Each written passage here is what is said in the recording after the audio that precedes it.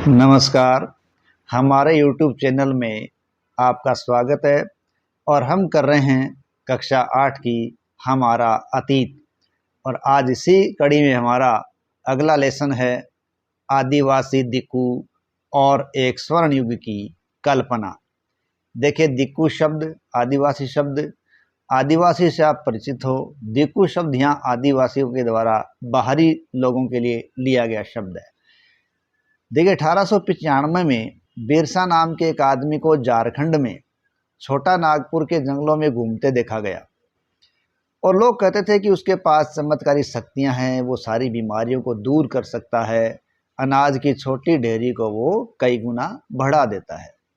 बिरसा ने खुद को ऐसा ऐलान कर दिया कि उसे भगवान ने लोगों की रक्षा करने और उनको दीकुओं की गुलामी से आज़ाद कराने के लिए भेजा है। दीकुओं की गुलामी यानी बाहरी लोगों की गुलामी है, उससे आज़ाद कराने के लिए भेजा है। और इसी आस में लोग हैं, हजारों लोग बिरसा के पीछे चलने लगे और उसे भगवान भी मानने लगे।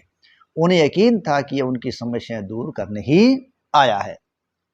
बिरसा का जन्म एक मुंडा परिवार में हुआ था। मुंडा क्या है? मुंडा एक जनजातीय समूह है और यह मुंडा जनजाति समूह छोटा नागपुर में रहता है। बिरसा के समर्थकों में इलाके के दूसरे आदिवासी भी शामिल हो गए और ये आदिवासी थे संताल और उरांव, ये भी इसके झुंड में शामिल हो गए। ये सभी अपने आसपास आ रहे बदलावों को और अंग्रेजी शासन के कारण पैदा हो रही समस्याओं को देख रहे थे और उन समस्याओं से बेचैन भी हो रहे थे, क्योंकि उनके कारण उनकी जो परिचित जीवन पद्धति थी वो नष्ट होती दिखाई दे रही थी और आदिवासियों को अपनी आजीविका भी खतरे में दिखाई दे रही थी। साथ ही साथ आदिवासियों का धर्म वो छिन्न भिन्न हो रहा था। यह आदिवासियों के लिए पीड़ा की स्थिति थी। बिरसा किन किन समस्याओं को हल करना चाहता था, दिक्कू वो किन्हें कहता था, बाहरी लोग कौन थे, इलाके के लोग गुलाम कैसे बने, अंग्रेजों ने आदिवासियों के साथ क्या किया था, आदिवासियों का जीवन कैसे बदला था, इस प्रकार की बातें इस पाठ में हमें देखने को मिलेगी। देखिए, पिछले साल की किताबों में हमने ये तो देखा है कि आदिवासी कैसे रहते थे, आदिवासियों का समाज क्या था, उनके रीति रिवाज क्या थे, ये सब देखे थे हमने। और ज़्यादातर कबीलों के रीति रिवाज और रस्में वो ब्राह्मणों द्वारा निर्धारित जो रीति रिवाज थे, रस्में थी, उनसे बहुत अलग थी। इन समाज में ऐसे गहरे सामाजिक भेद भी नहीं थे जो जाति पर आधारित समाज में दिखाई देते हैं। यानी कुल मिला के अपन ऐसा कहें कि आदिवासियों के समाज में ज़्यादा सामाजिक भेद नहीं थे तो बड़ी अच्छी बात है। एक कबीले के लोग, सारे लोग कुटुंब के बंधनों में बंधे होते थे, लेकिन इसका मतलब ये नहीं था कि आदिवासियों के बीच कोई फर्क ही नहीं था। देखिए, आदिवासियों के बीच भी आर्थिक और सामाजिक फर्क मौजूद था। अब बात आती है कि जनजातीय समूह थे वो किस तरह अपना जीवन यापन किया करते थे। देखिए, 19वीं सदी तक ये अलग अलग तरह की गतिविधियों में संलग्न थे। अब देखिए, इन गतिविधियों में कौन सी गतिविधि है, जैसे देखिए झूम खेती किया करते थे। ठीक है, अब बात आती है कि झूम खेती आखिर है क्या। देखिए, इनमें से कुछ समुदाय जो आदिवासी थे वो झूम खेती करते थे। झूम खेती है घुमंतू खेती को कहा जाता है। इस तरह की खेती अधिकांश जंगलों में छोटे छोटे भूखंडों पर की जाती है। ये लोग जमीन तक धूप लाने के लिए पेड़ों के ऊपरी हिस्से को काट देते थे, जिससे धूप नीचे तक आ जाती थी, और साथ ही साथ वो जमीन पर उगी घास फूस को जलाकर साफ कर देते थे। अब जलाने से घास फूस के कारण जो राख पैदा हुई है, उस राख को वो खाली जमीन पर छिड़क दिया करते थे। अब इस राख में क्या होता है, राख में पोटास होता है और इसलिए मिट्टी उपजाऊ हो जाती थी। वे कुल्हाड़ी से पेड़ों को काटते थे, कुदाल से जमीन की ऊपरी सतह को खुरस देते थे और खेतों को जोतने और बीज रोपने की बजाय उन्हें बस खेत में वो बिखेर दिया करते थे। इतनी टेक्नोलॉजी उनके पास ज़्यादा नहीं थी, वो केवल बिखेरना जानते थे। एक बार एक फसल तैयार हो जाती थी तो वो उसे काट कर दूसरी जगह चल पड़ते थे। जहां उन्होंने अभी फसल काटी थी वह जगह कई साल तक परती पड़ी रहती थी। देखो, परती जमीन का क्या मतलब है, यानी एक बार आपने अनाज काट लिया तो अब कुछ समय के लिए उस जमीन को बिना बोए छोड़ दिया जाता था, जिसके कारण वो दोबारा मिट्टी है वो उपजाऊ हो जाती थी। तो ये था परती। घुमंतू किसान है मुख्य रूप से पूर्वोत्तर और मध्य भारत की पर्वतीय व जंगली पट्टियों में ही रहते थे, यानी घूमने वाले जो जगह बदलते रहते थे। इन आदिवासी समुदायों की जिंदगी जंगलों में बेरोक टोक आवाजाही और फसल उगाने के लिए जमीन और जंगलों के इस्तेमाल पर ही निर्भर थी, और वे केवल इसी तरीके से घुमंतु खेती किया करते थे। अगर हम ये कहें कि वो जंगल और जमीन पर निर्भर रहते, कोई बड़ी बात नहीं है। उनका जीवन यहाँ पर एक तरह से जंगल पर ही निर्भर था। तो ये तो थे एक समुदाय जो क्या करते थे, जो झूम खेती करते थे। अब दूसरी बात देखिए, कुछ शिकारी और संग्राहक थे। ठीक है, तो देखिए शिकारी और संग्राहक की बात करें तो देखिए बहुत सारे इलाकों में आदिवासी समूह पशुओं का शिकार करते थे। किसका शिकार करते थे? पशुओं का शिकार करते, और वन्य उत्पादों को वो इकट्ठा करके अपना काम चला लिया करते थे। वे जंगलों को अपनी जिंदगी के लिए बहुत जरूरी मानते थे। उड़ीसा के जंगलों में रहने वाला खूंड समुदाय इसी तरह का एक समुदाय था, यानी जो वन्य जीवों का शिकार करता, वन्य उत्पादों को इकट्ठा करता और जंगलों को ही अपनी जीवन के लिए जरूरी मानता था। तो ऐसा ही समुदाय था खूंड, जो कि उड़ीसा में रहता था। और इस समुदाय के या खूंड समुदाय के लोग टोलियां बनाकर रहा करते थे और शिकार पर निकलते थे। जो हाथ लगता उसे आपस में वो बांट लिया करते थे। वे जंगलों से मिले फल और जड़ें खाया करते थे। खाना पकाने के लिए वे साल और महुआ के बीजों के तेल का इस्तेमाल करते थे। देखिए साल भी एक पेड़ है और महुआ एक फूल है जिसे खाया जाता है, और शराब बनाने के लिए भी महुआ का इस्तेमाल किया जाता है। तो इस साल और महुआ का तेल वो काम लेते थे ताकि खाना बना सके। इलाज के लिए वो बहुत सारी जंगली जड़ी बूटियों का इस्तेमाल करते थे और उनके बारे में जानते थे। जंगलों से इकट्ठा हुई चीज़ों को वो स्थानीय बाजार में बेच देते थे, और जब कभी भी स्थानीय बुनकर और चमड़ा कारीगरों को कपड़े और चमड़े की रंगाई के लिए कुसुम और पलाश के फूलों की जरूरत होती थी तो वे खोंड समुदाय से ही लिया करते थे। यानी जो अपने पास बचती थी उस चीज़ को वो स्थानीय बाजार में बेचते थे, और चमड़ा कारीगरों और कपड़े के काम करने वाले के लिए या रंगाई के काम करने के लिए जो कुसुम और पलाश के फूलों की जब जरूरत होती थी तो वो लोग उड़ीसा के इस खोंड समुदाय के लोगों से ही लिया करते थे। ठीक है, अब भारत में ये जो चित्र दिया गया है उसमें कुछ आदिवासी समाजों के इलाके ही अपने को यहाँ दिखाए गए हैं कि कहाँ कहाँ कौन सा आदिवासी समाज था। जैसे ये अपन ऊपर की तरफ देखें तो गड्डी वन गुज्जर, उसके नीचे देखिए बोटिया, सहरिया, भील। ये भील सहरिया राजस्थान गुजरात के इलाकों में है, राजस्थान में सहरिया है। वान गुज्जर गुजरात के इलाकों में, बंजारा दक्षिण की तरफ देखें तो मालाई रुइर, कोया बंजारा, और ये देखिए आप नागा खासी। ठीक है, ये सब क्या है? सब आदिवासी है। और नागपुर, ये छोटा नागपुर के आसपास संताल, मुंडा, इस प्रकार की जातियां अपने को दिखाई दे रही है। ये नक्शे में इस प्रकार से दिखाया गया। देखिए इन समुदायों को चावल और अन्य अनाज कहाँ से मिलते थे? कई बार तो चीज़ों की अदला बदली से उनका काम चल जाता था, यानी वो चीज़ों को अदल बदल कर काम चला लेते थे या वस्तु विनिमय उनके द्वारा किया जाता था। वे अपने कीमती वन उत्पादों के बदले जरूरत की चीज़ें ले लेते थे। उनका जो कीमती वन उत्पाद था वो देकर वो कीमती चीज़ें लेते या अपने ज़रूरत की चीज़ें लेते थे। कई बार उन्हें जरूरी चीज़ें खरीदने के लिए मुट्ठी भर आमदनी का सहारा भी लेना पड़ता था। उनमें से कई लोग आसपास के गांव में नौकरी भी करते थे। कोई बोझ ढोने का काम करता तो कोई सड़क निर्माण के कार्य में नौकरी करता। कई आदिवासी खेतों में मजदूर की तरह काम करते थे। तो इस प्रकार बोझा ढोना, सड़क निर्माण काम करना, खेती में मजदूरी करना, इस प्रकार के काम वो करते थे। जब वन उत्पाद कम पड़ जाते थे तो आदिवासियों को मजदूरी के लिए भटकना पड़ता था। लेकिन उनमें से बहुत सारे समुदाय, जैसे मध्य भारत का एक समुदाय है बेगा। ये क्या थे? बेगा लोग हैं, वो औरों के लिए काम करने से कतराते थे।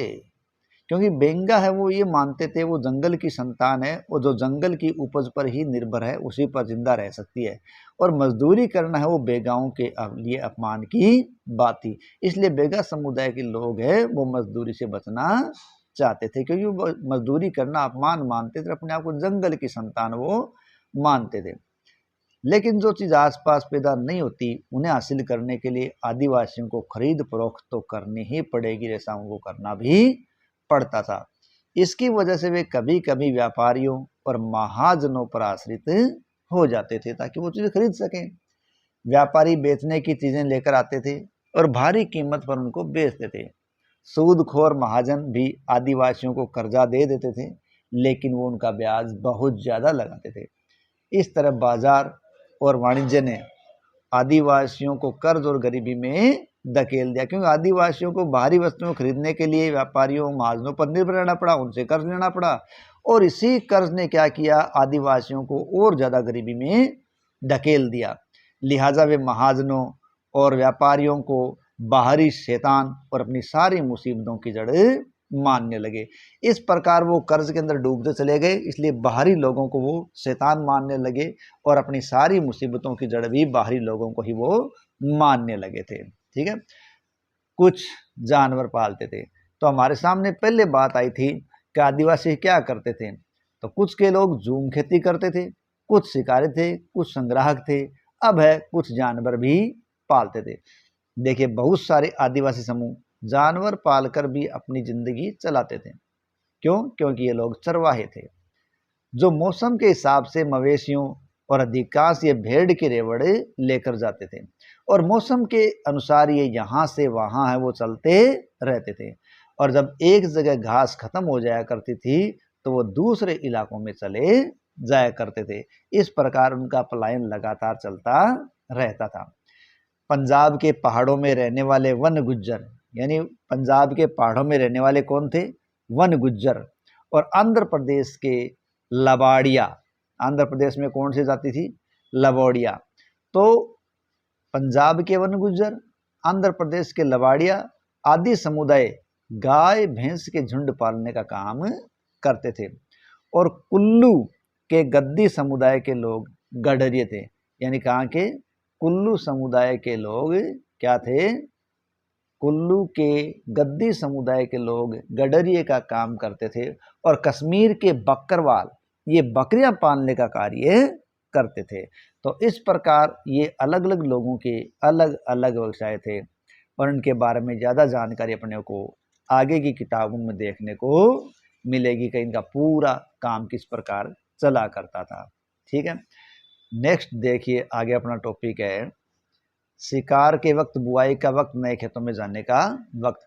देखिए, जो बात दी गई है, एक ब्रिटिश मानव वैज्ञानिक थे वेरियर एल्विन, और वेरियर एल्विन थे वो क्या थे? वो मध्य भारत में कई साल तक, ठीक है, 30 से 40 के दशक में कई सालों तक बेगा समुदाय के, खोंड समुदाय के बीच अपना टाइम बिताते थे।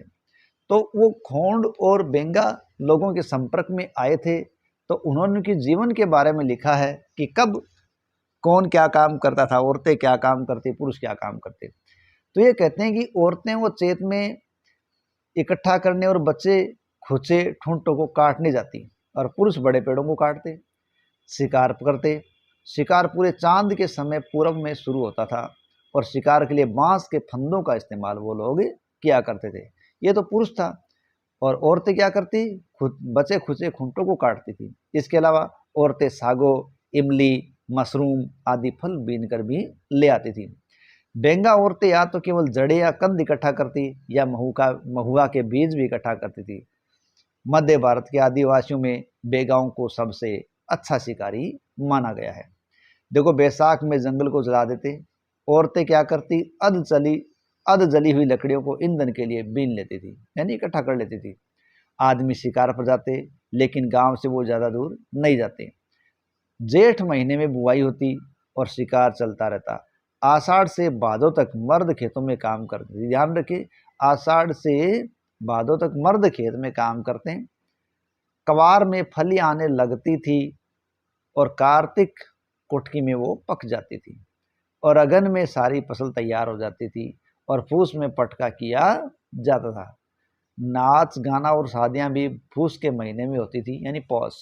माघ के महीने में पुरुष नए बेवड़ की तरफ चल देते थे, यानी नए बेवड़ की ओर चल देते थे। बेवड़ क्या, देखो मध्य प्रदेश में जो घुमंतु खेती के लिए शब्द इस्तेमाल किया गया है वो बेवड़ कहलाया, यानी वो नए स्थान पर खेती के लिए चल देते थे।